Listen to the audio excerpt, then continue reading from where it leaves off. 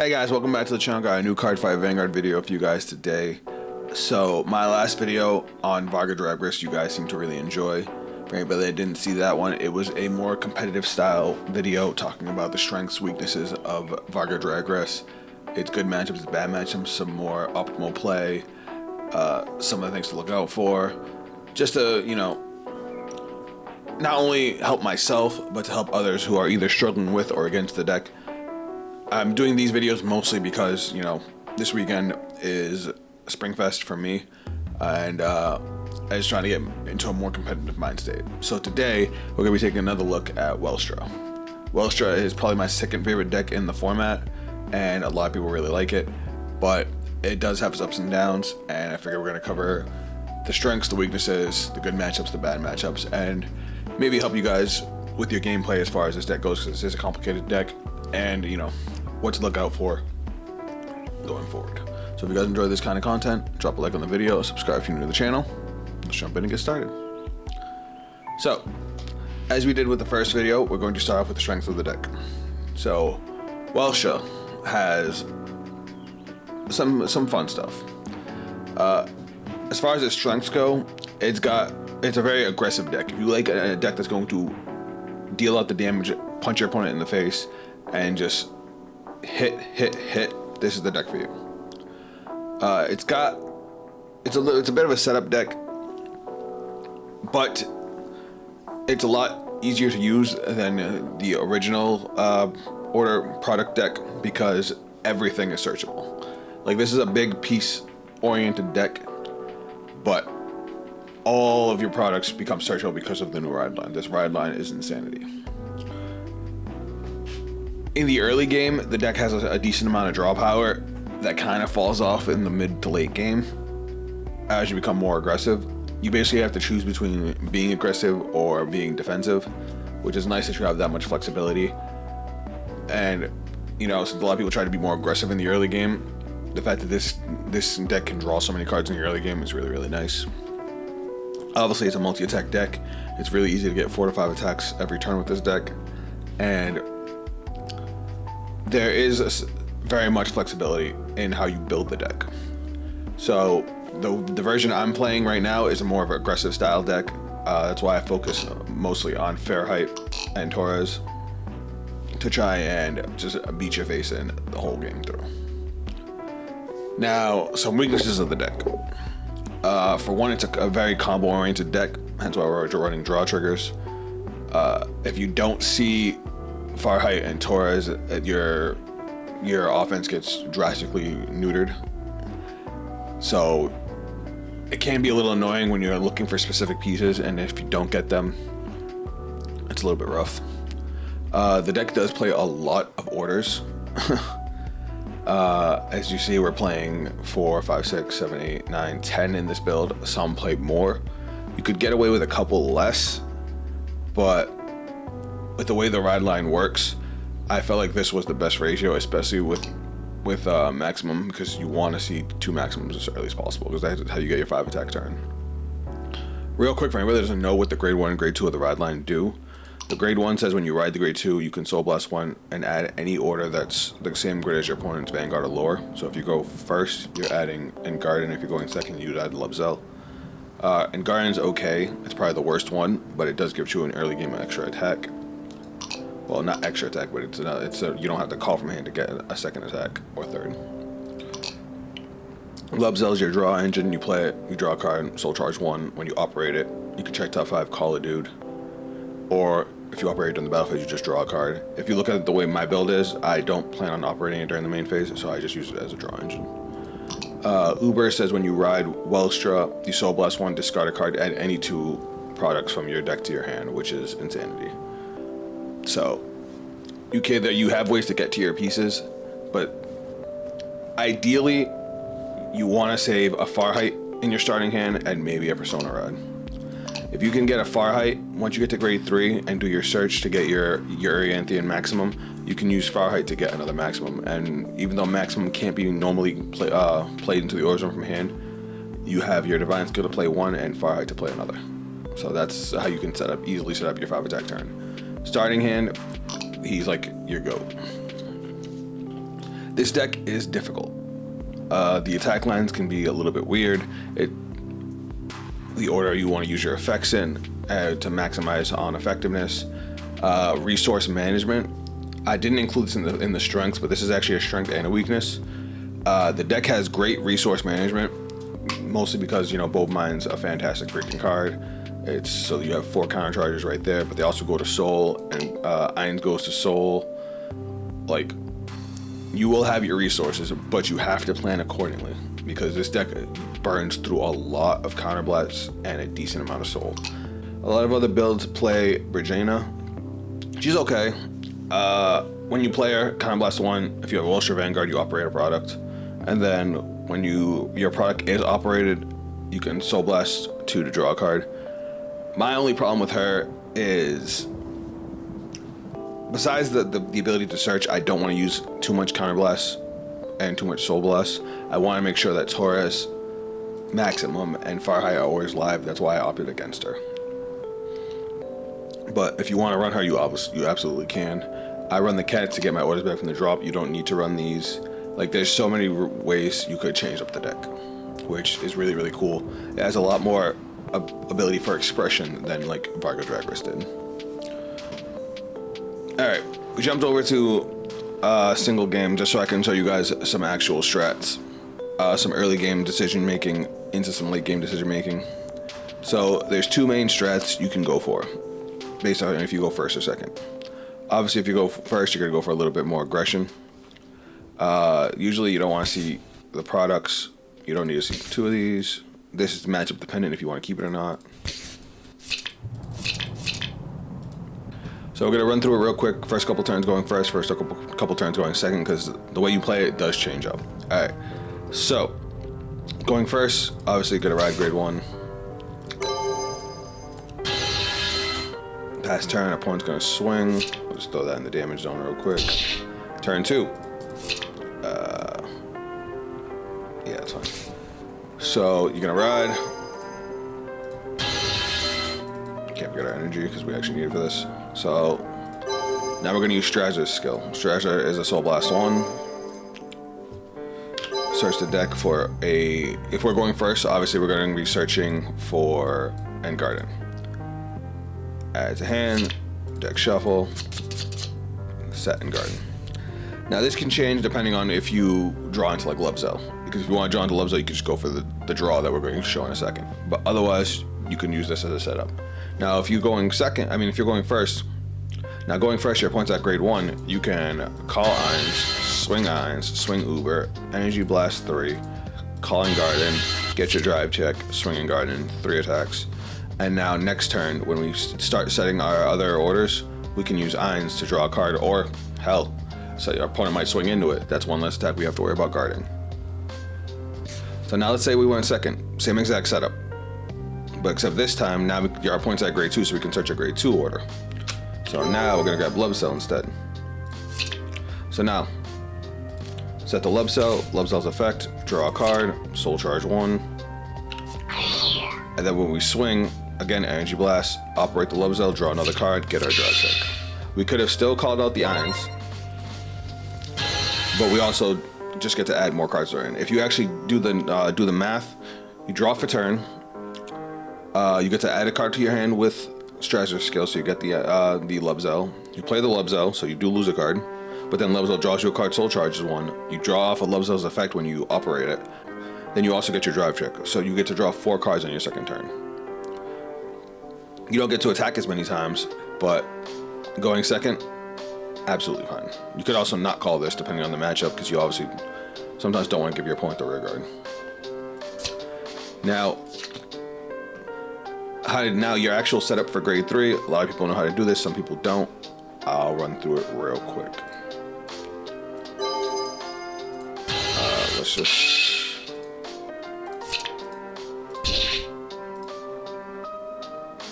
Okay, so this is us going into turn 3. So draw, discard this, discard the perfect card. Fine. We already rode. Now we use Uber skill. So Uber is a Soul Blast. I discard. to search deck. We get to add any 2 orders to our hand, right? So we're gonna add a maximum. They have to be different, they can't be the same. So maximum and Orianthi, that's usually what you want to go for. Bam. Now with this many cards in hand, we could have gotten Lubzel, but we're not going to. So now we use our Divine skill, Counterblast 1, put these both in. Now remember, this doesn't count as your order for turn. Now we get to operate 1. This one is dependent on our opponent's setup. If we're trying to be hyper aggressive, we can operate maximum to give -5k, retire a rear guard. Going first, they're usually not going to have a board and they're only at 10k, so you can actually go with Lubzel. Going second, they're going to be at grade 3, they're probably going to have a board, so you normally go with maximum. So we'll just say we'll operate maximum, -5k, retire a rear guard, and then we also get Orianthi's skill, which is a draw and an energy charge 3. Next up, we call Farheight. Farheight's skill, we discard a card. We don't want to discard too much defense, so we'll discard Eins. Now we deck shuffle, now we get the other maximum. And then it is a kind of blast, my bad. But his effect also lets us put 1 in. Now we didn't need to grab that, but we're pulling an order out of the deck so we don't see it later. And B, once we get another way to operate, or in this case another rear guard, we can get our 5 attack turn.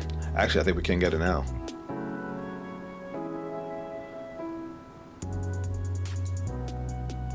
Yeah, we're gonna lose out on the draw, but yeah, we can get it. Check it out. We can do this. Now we're gonna go battle phase. Remember, we use maximum already, so our opponent's already -5. So we're gonna swing 16. So with our opponent at grade 2, that's a 10k guard. 15k guard? Yeah. That's if we go first. If we're going second, it's only a 10k guard. Still, they have to guard with the trigger. Then this guy goes to soul. Counter charge. Now we swing with Farheight. Farheight's skill. Soul Blast 2. We can operate maximum. So we'll retire rear guard -5k, and then counter blast. We're gonna bounce back the Eins. To hand. Call out maximum. So now our opponent's either at 3 or 0. They deal with this, and then we swing Vanguard. Skill. Energy Blast 2. He already has the +10 on him. But then we operate maximum again. Add this to hand. Call out. Get our twin drive. Oh man. Oh man, remember now at this point this is our 3rd operate, so they're at either -2 or -5. And then we still have 2 more attacks, and then end of turn, bam, they go back. Now just like that, we have no board, so this is a solid way if you're going first against like a Shiranui deck, so they go into their turn with nothing to dominate.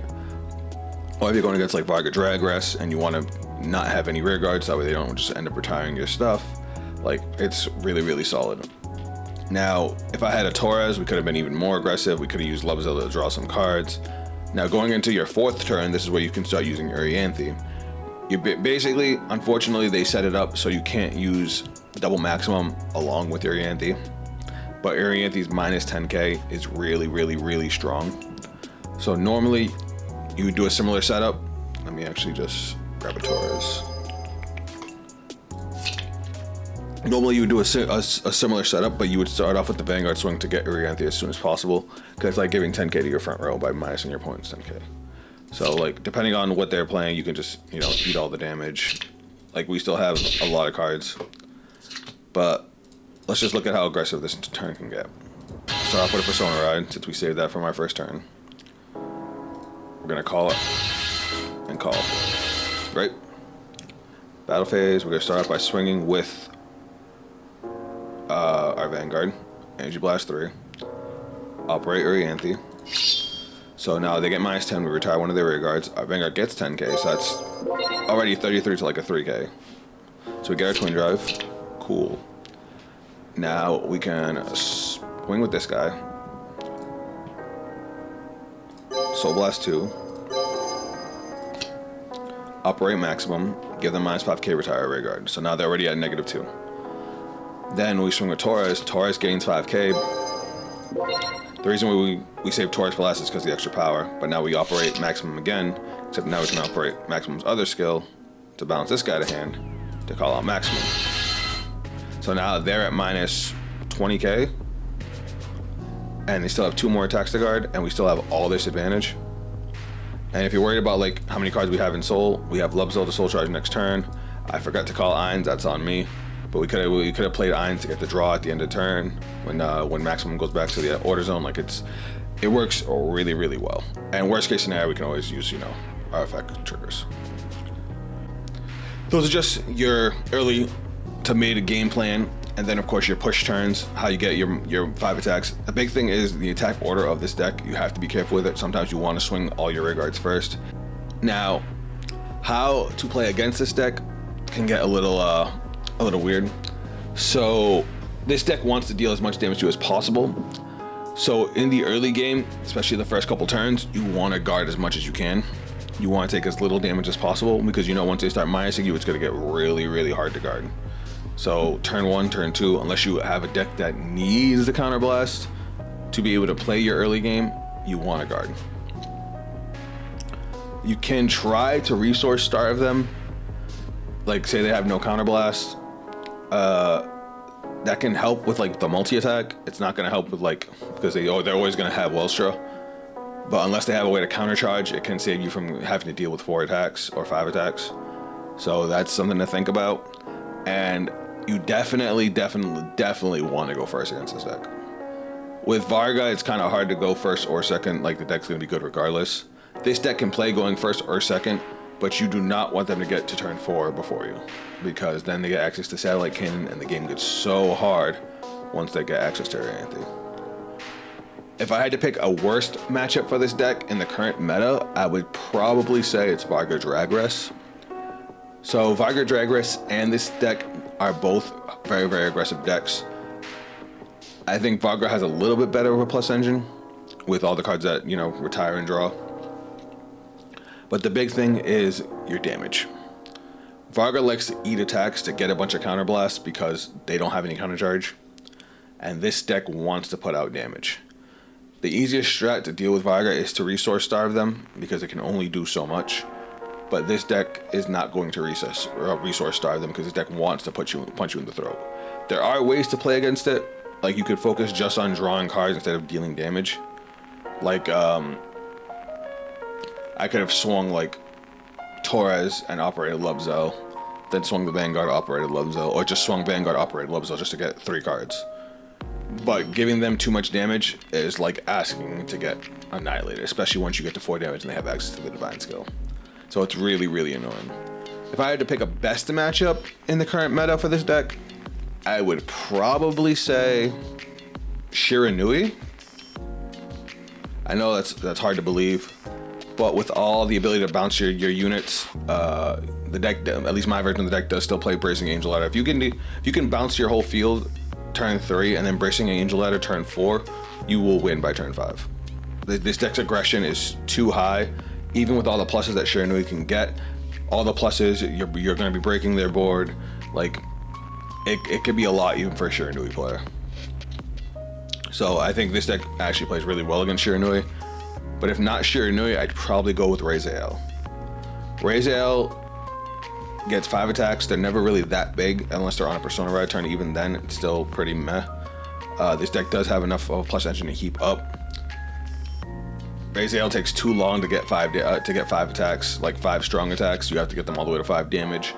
This deck will thrive on being able to punch out the damage. So I think this deck plays really, really well against Raziel. Alright guys, here's one more look at the build that I'm using. Again, there's plenty of room for expression in this deck. This is something I really, really like about it. This is one of my favorite Branke decks that's ever been in the game. And I hope my advice has helped you either how to pilot the deck if you guys are struggling with piloting it. Like I said, this is a more difficult deck, or to play against it. Some decks can't handle the aggression, and hopefully my advice to play against it has also helped you guys. If you guys want to see more videos like this, let me know down in the comments. Again, drop a like if you enjoyed it. Springfest is this weekend. I can't freaking wait. I'll probably get one more Vanguard video out this week. So if you guys have an idea of what you want to see, what you want advice on, let me know down in the comments. I've played pretty much every deck that's in the meta right now, and I would love to help you guys out. If you guys want to check me out on social media, those links are down below. That is it for me. I'll catch you guys on the next video. Later.